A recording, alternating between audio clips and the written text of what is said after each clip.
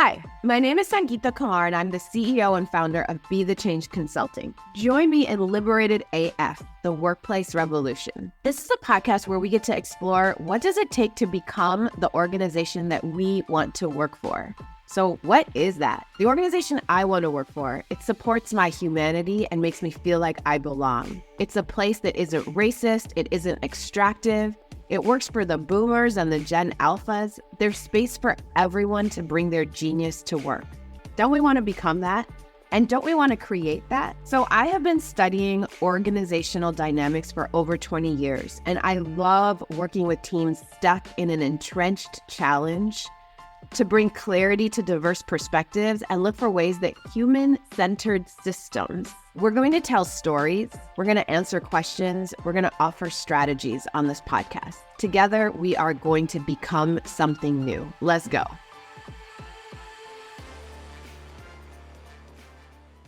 Sangita. What up, Fong? What's good, friend? What's good? Dude, I have a microphone today. So do I. Feels very official.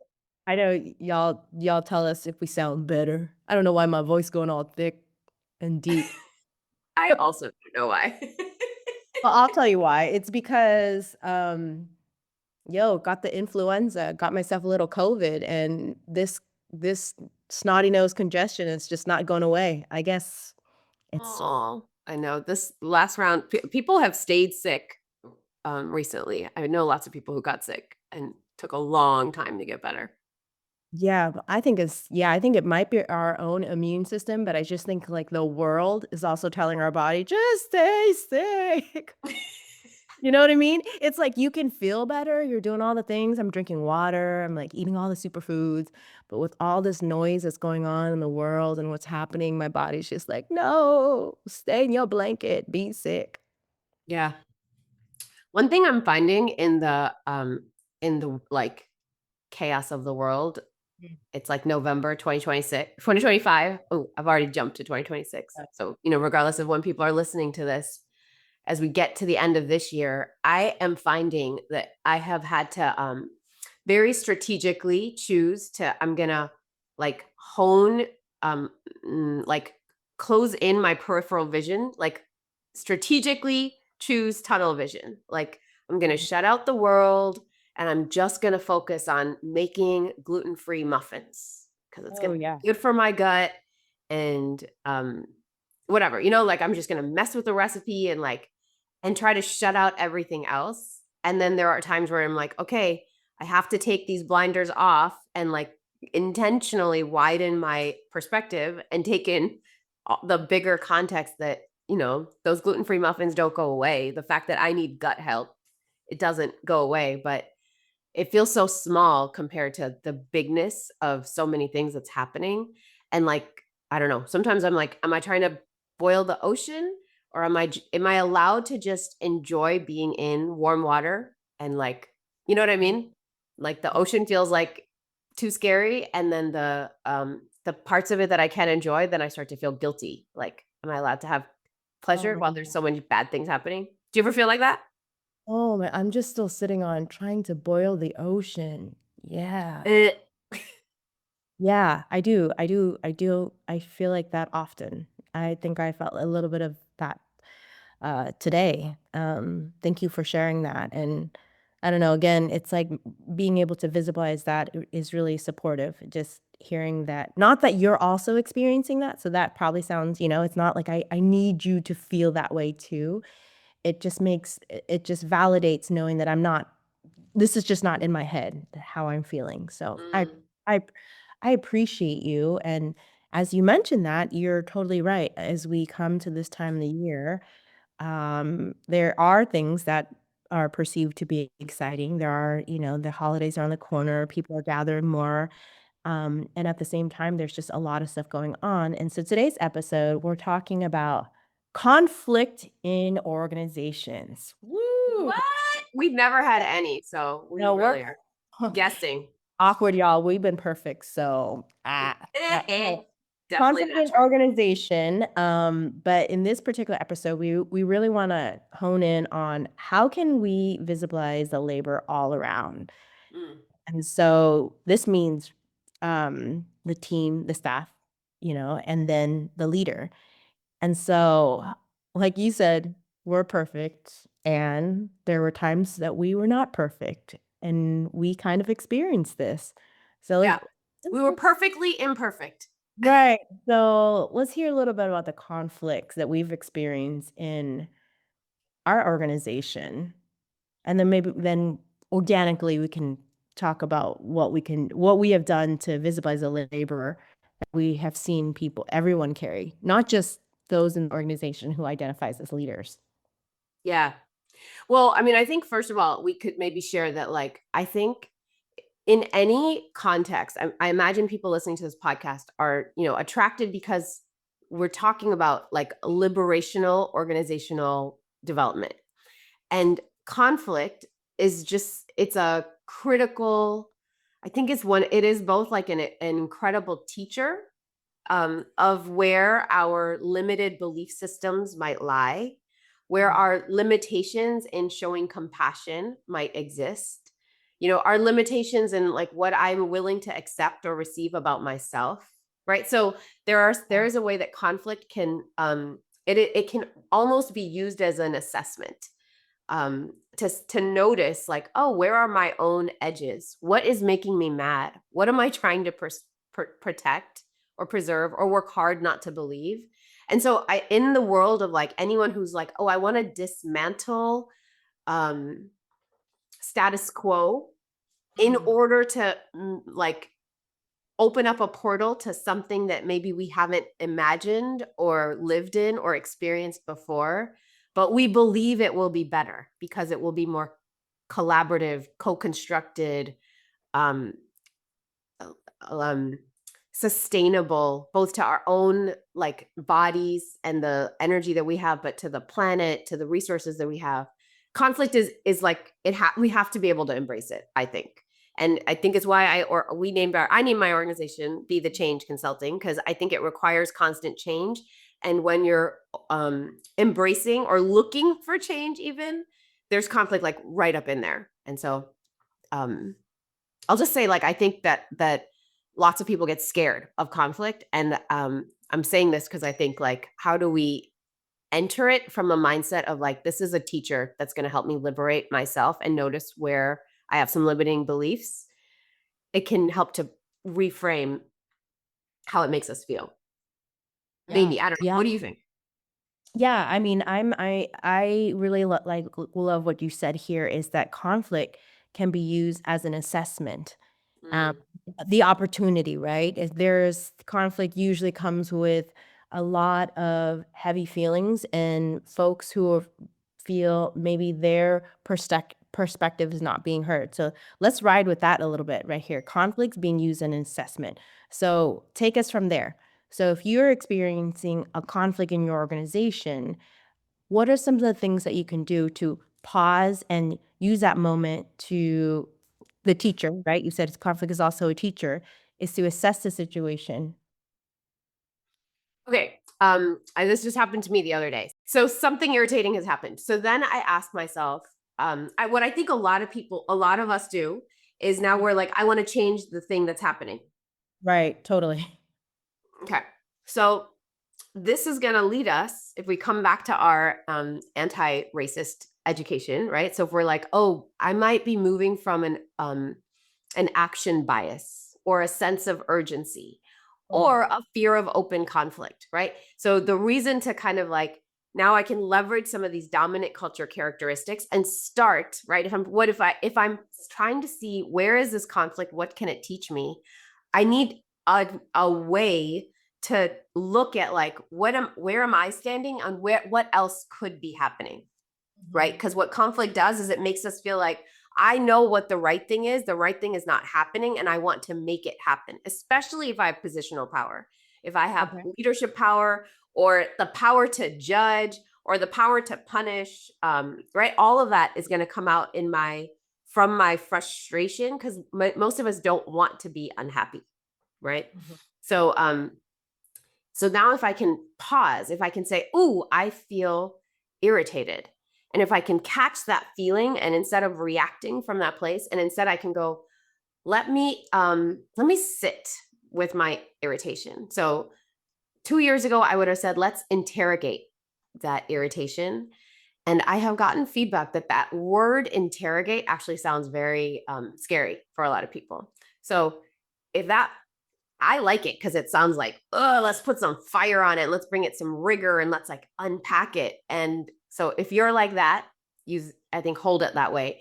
And I think a more gentle way is like, let's examine it. Let's love on it. Let's just look at like, what's in there for me.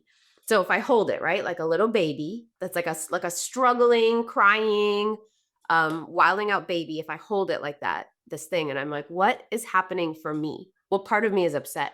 What I think it will give me is a way to come to unpack what some of my values or ideas are that are not being upheld in this moment.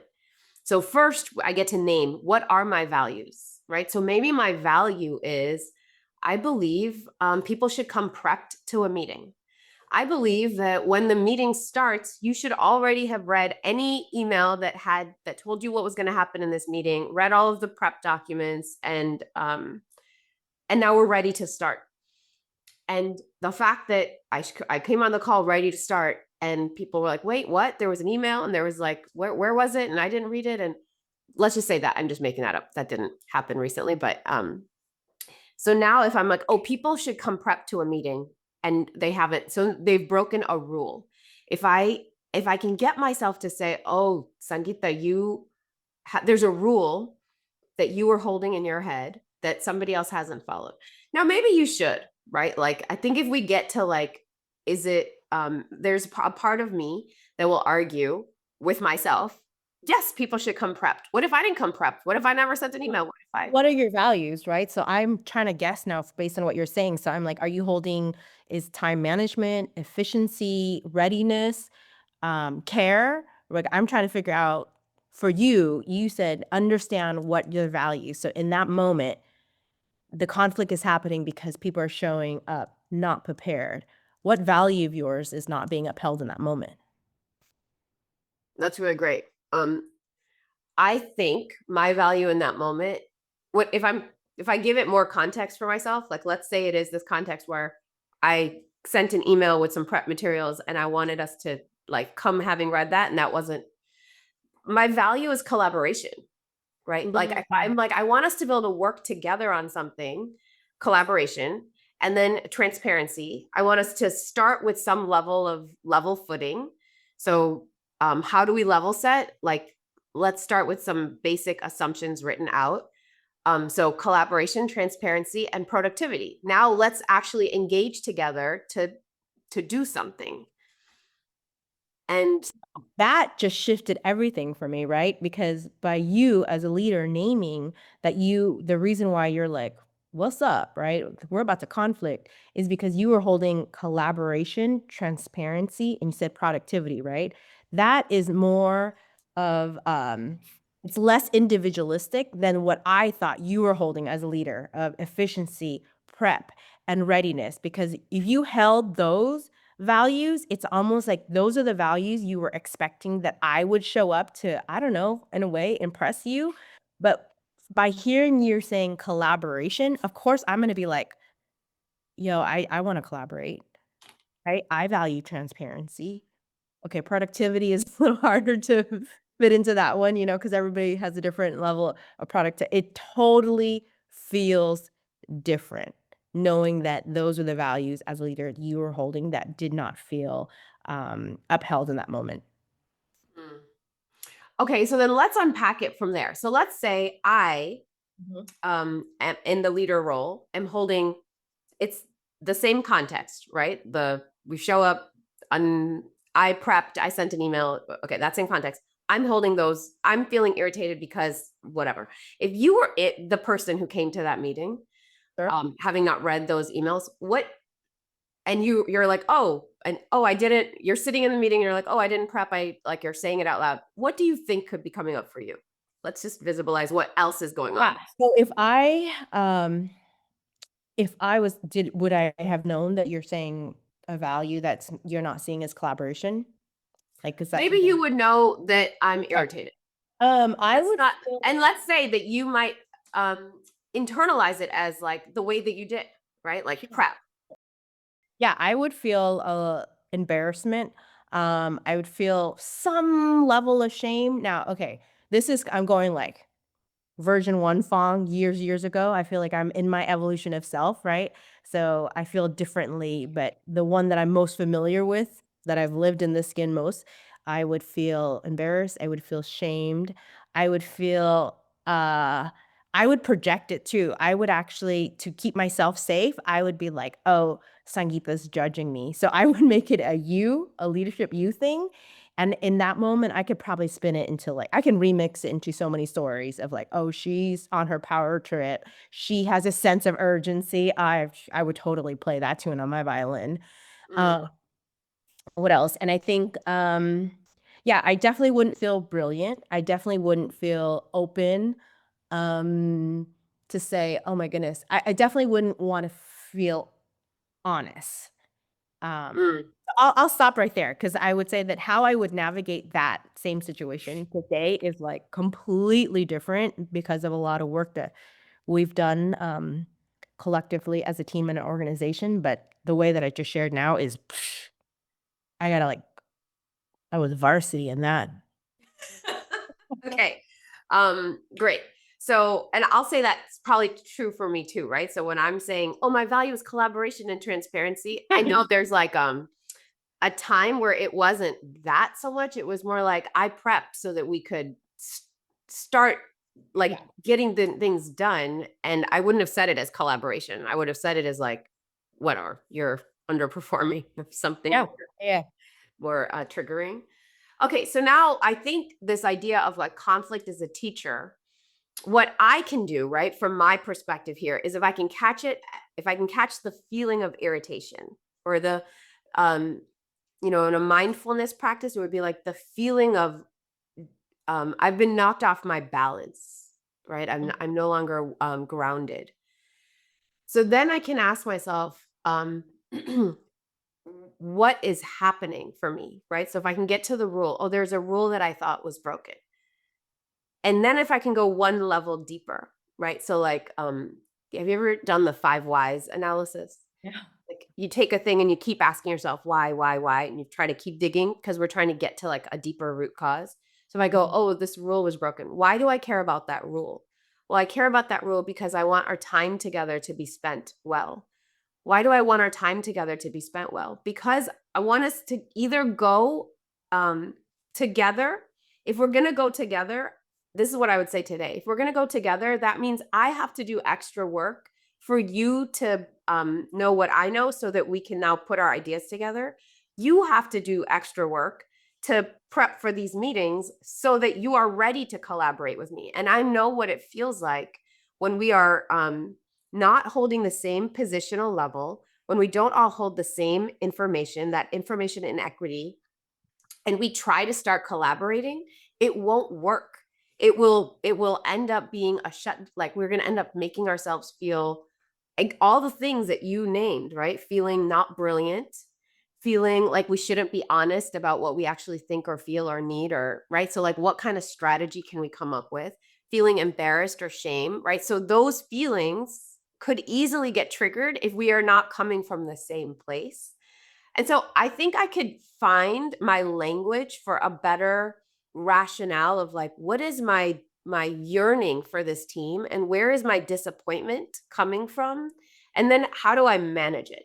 Right. So that could be one track that I take myself down for myself. Right. So trying to get, it's a thing called an empathy shower where I'm basically trying to give myself like some empathy for like, why am I like this? Right. If I go into my own shame spiral of like, oh, Sangita, don't be so, so what? Like you're such a rule follower or you're holding people accountable for time. That is sense of urgency. That's toxic. That's, if I go there, I could turn like that blame on myself. I could turn that blame on other people.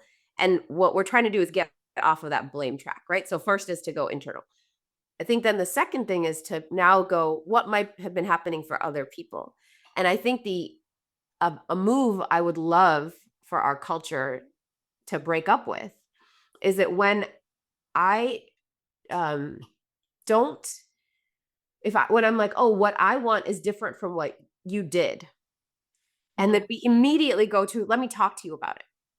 So I think between let's start talking about it, there's another move, which is I can start to make some intuitive guesses.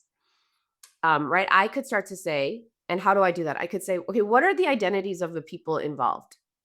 These are rational, intelligent, strategic people. If they didn't come prepped, what might have been going on? So first, context, right? I guess where I'm going here is context. Maybe I sent them email on Friday night and now it's Monday morning. Maybe there wasn't enough time. Maybe I didn't tell people, hey, this is a meeting that is going to need some prep. Put some time on your calendars to prep. Maybe I sent out the calendar invite. So as soon as I do that, now I might get to, oh, if I send out a calendar invite for a 2-hour meeting that I expect prep, why don't I also send out a calendar invite for 20 minutes of prep for people to do on their own? And they can move it if they want, but it's like a way to say, like, have you blocked time? And then can I time my own email, my prep email before the prep time that I've calendared? So I could find a structural hack if I did that. So that could be one thing, right? Why might people have come under prepped? I might go to maybe the thing that I wrote was actually not digestible. So maybe they read it and they were like, this doesn't make any sense to me. Or maybe maybe they've done it before. They've read something in the past and they found that when they got to the meeting, it didn't matter. It wasn't actually used or referenced. And so they're like, why do I bother prepping? So maybe I have created a culture where I'm asking people to do work and they don't see that it actually matters. Right. So I can now, first I can talk like what happened for me. Then I can start to think what happened for the group. And maybe there's some place that I could start to know if I have enough relationships with folks, if we've done enough of the other kind of prep where we're talking about how our identities or our work styles show up in the ways that we interact together, I might know more about my team. And I might say, oh, yeah, I could just plan to give 30 minutes of this meeting, extend the meeting by 30 minutes, give the first 30 minutes, we welcome ourselves, we get grounded, and then we go off camera, put on some music, give people 30 minutes to review the prep materials. And if they've already prepped it, check your email or do whatever. And if you haven't, then that's the time you have to do that prep. So anyway, let me pause there. I could keep going, but It sounds like I love it all, and I love it all, and I've experienced it all. And at the same time, I remember experiencing it all as someone who was receiving it from the leader, but also being the leader that was being coached to do all the stuff that you're doing, and it's a lot. it's so much. And I will also say, because I was schooled and got myself a PhD in white dominant culture, right? I was socialized to understand these are the characteristics of a strong leader. This is how you show up as like a great team. This is how you are, you show up. I think things like, okay, let me create a 30-minute time so you can prep your thing so you feel prepared so then we can be successful, initially feels excessive for me as a leader. And I think what supported me was the thing that you said at the very beginning of what you were sharing with us and bringing it down, is that we got to get clear too when we are in these spaces is that we don't all hold the same information and we all don't hold the same role. So we have different decision-making power. And I think when we can say those things out ahead of time, then when you ask folks, come prepared to do this thing, or take 30 minutes collectively, put on some music and we'll come together, is then people understand where they can come in and share. Because to your point, there are people who probably show up to meetings not prepared because they've done it before and nothing showed up for it, right? So I think there's that pausing that you're saying, going internal and then checking to see what's happening for other people, but also being really explicit of that, okay, I'm going internal, I'm doing my internal leadership, self-awareness work, seeing where I can pause, where I can listen, where I can get curious. I'm noticing I'm observing what's happening with other people, then I get transparent and honest. I think that's the third thing that is coming up for because you gave all those other really great strategies. And again, like I said, it's a lot. It's a lot. And when you and I started moving into holding each other accountable to be that type of leader, I remember coming on to calls with you and I was exhausted. I'm like, we have to do this, to do this, to do this. I could not hold oh yeah, this is the value of collaboration. It just felt like we were doing more work. And but it was clear, yes, we are the leader. We have to do our work so then we can support. But it's also what is the work that we're doing and what's the work that we're inviting and expecting folks to do too. So that was percolating in my brain as you were going through those things. I agree. I think saying it even to you right now, even though I did it and I told you to do it, I'm like, what that is a lot of work. And so then I think the work to do that internal assessment, I think what it's going to do is keep us from like moving from like I want to say trigger happy, but that sounds super violent. Like a knee-jerk reaction of like shaming, blaming, scolding. Like I wanted you guys to collaborate with me and you didn't come prepped. And so now I feel irritated. I've done that, right? From that place of exhaustion. That's not useful. Now I've created a conflict in how I describe my conflict. And you're not ready to problem solve because what I've done is triggered a bunch of shame. And so from that place of exhaustion, we can easily create more work for ourselves. So I think the thing I've learned to do is like just pause on that feeling of activation and try to get like a little more clarity.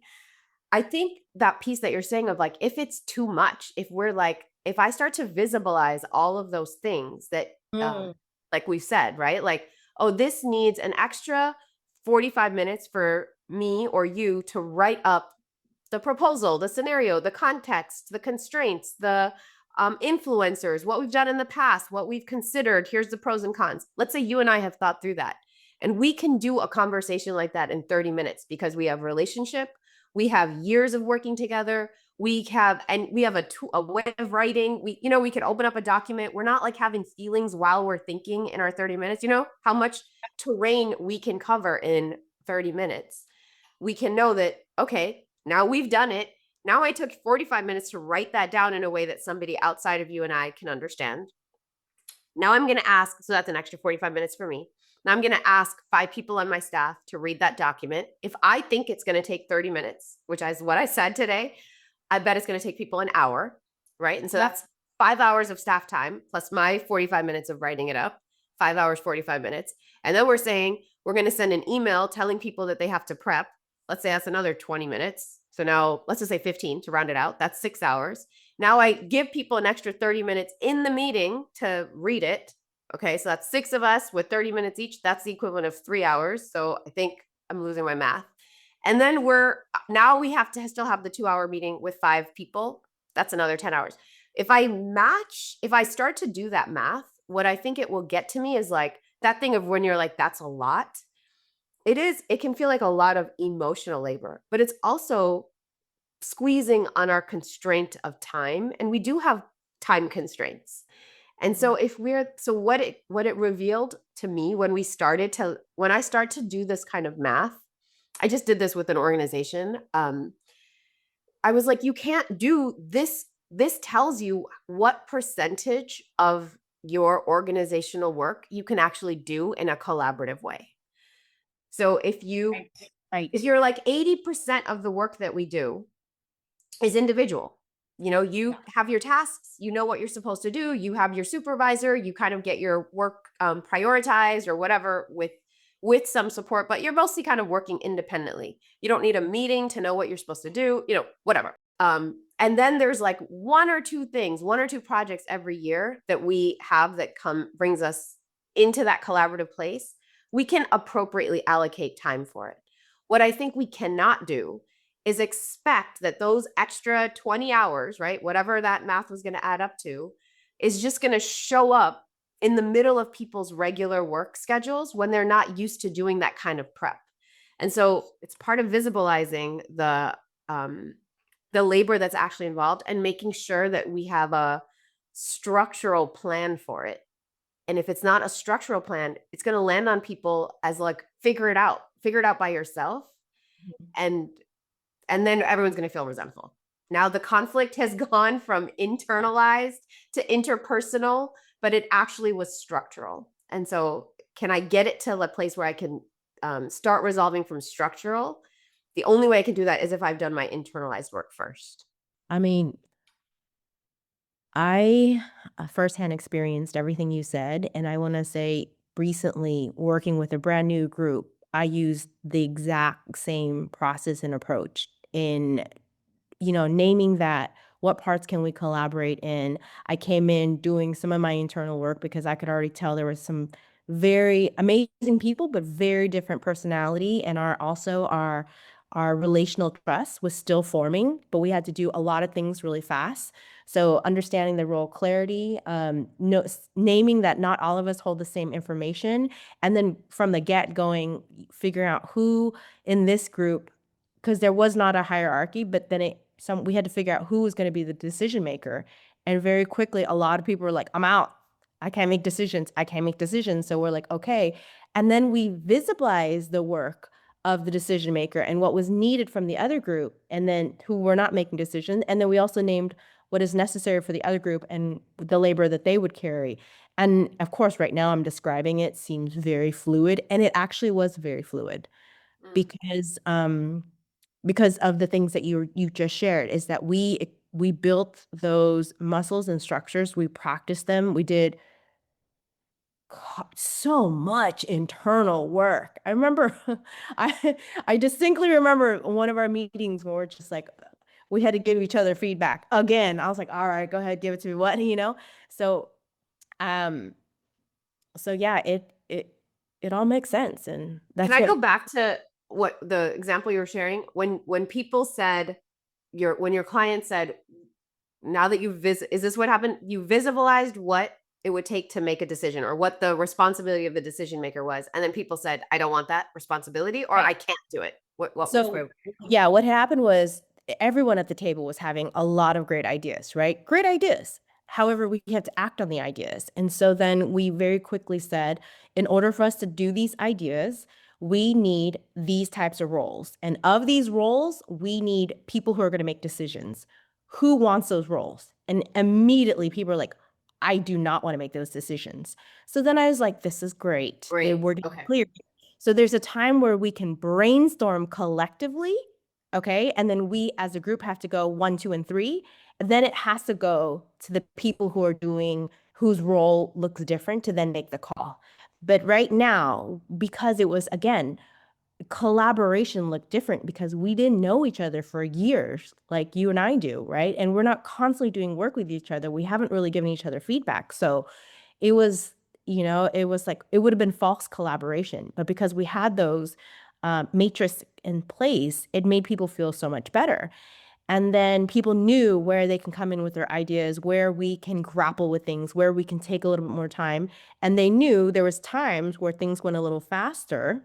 And if the space is open for them, they can show up. But this is what was expected for them to do, was to make a decision once it got to here. And a lot of people are like, that's not what I'm comfortable with. I don't like doing that. I don't have the skill set. I'll stay here. And immediately it was just like, it shifted and the dynamic, yeah. But we also did name and visibilize the labor it was for people who were doing the brainstorming, and if they didn't get their ideas heard. And we also visibilize what the decision maker of, like, if people didn't brainstorm and they were not all there to get their notes to the people who are going to make the final decision, that, if there was confusion there, it's because people were not caught up. So there needed to be systems of communications, notes. If you're not going to show up, you got to tell your girl so then she can let you know up. It's true, right? You needed all these little, and it seemed like a lot, but it wasn't, because by then we had a really solid note-taking document in place. There was like people who identified roles that was like, cool, this person's not here. I'm the person who's gonna like. Okay, so then that's helpful to hear too, because I think what it sounds like you all did was you had already had enough grappling and like back and forth to know that Call it conflict. We had conflicts. you had enough conflict, but that it moved from conflict, like where we feel bad and stressed and like so stressed that you can't, anything that reminds you of that conflict, you kind of like shut down, right? If you can move from there to like, oh, we had some lessons learned. We've been here before. Let's not fall into this hole again. And now let's actually get clear about the roles and the responsibilities and what time is going to take to do that. And now who wants to do it? And I think that makes a big difference. And that when we talk about transparency in an equity process, that is the process, right? It's not that everyone gets their needs met. Right. And it's not that you start elevating the ideas of the people with the most marginalized identities, right? So everything that we've talked about is about organizational equity, which is clean structures, clarity in process, and like the hygiene of like a rigorous internalized reflection, especially on the role of people in leadership, so that we're not having a uncomfortable feeling and then using that to punish other people. That's what's equity inside of what we've talked about. We haven't talked at all about like, what are the genders of the people involved? What are the racial identities of the people? Because you don't need to do that if you are doing the other steps rigorously. Yeah. If you're like, where does race or gender or learning style or neurodivergence or does any of that play into this? They're all forms of power that we know there's like inside of a gender dynamic. There's a gender that has more power and genders that have less power. That can be part of how we analyze where the differences might be coming from, but that isn't the center of how you find the solution, because that will lead us to a very confusing bank of solutions. Yeah. I can think of one more thing, which is another thing to help to make this more transparent, right? So you could say, like that team that you talked about, they could say, in this meeting, there you can either play the role of somebody who provides input, someone who influences, someone who wants to influence a decision, right? Actually build a proposal and share your rationale for why, or make the final decision. Wait, say it again. So the first one is Input. Here's what I think. Here's what I feel, right?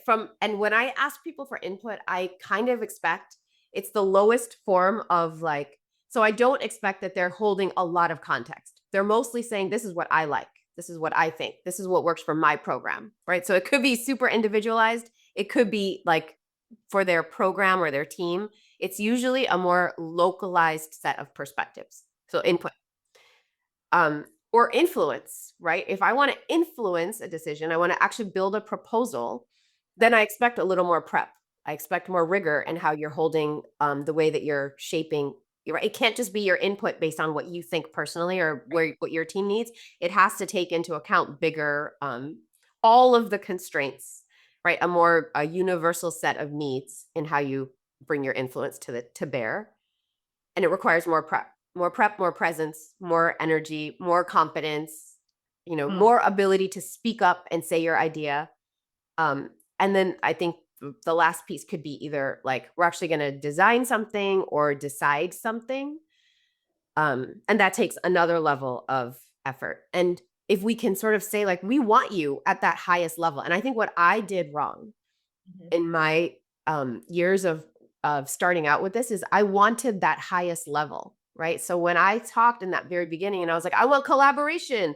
This is my strategy for transparency. I want us to be productive and create the best design together because I really believe we will create something better if we can do it together.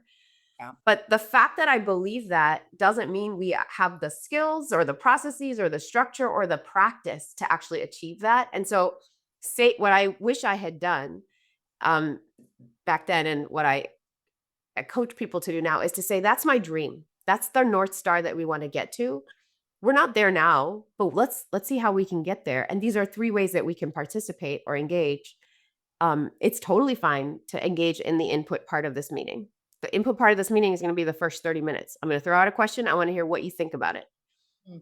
Then if you want to pop off. The next piece is we're going to start to shape proposals. You want to influence a proposal? That's going to move at a different pace. We only have a day we only have this time where we have to end this meeting with a decision. So we can't keep extending the time. So you want to hop off the meeting. You want to stay on the meeting, but stay silent. Turn your videos off. So you can be here and listen, because maybe that's how you learn. But we're going to be moving the process forward at a faster pace. And then we'll have the last round, which is where we actually land the decision. And that might happen, we end that meeting and the 3 people who are going to actually make the decision go and they figure that out.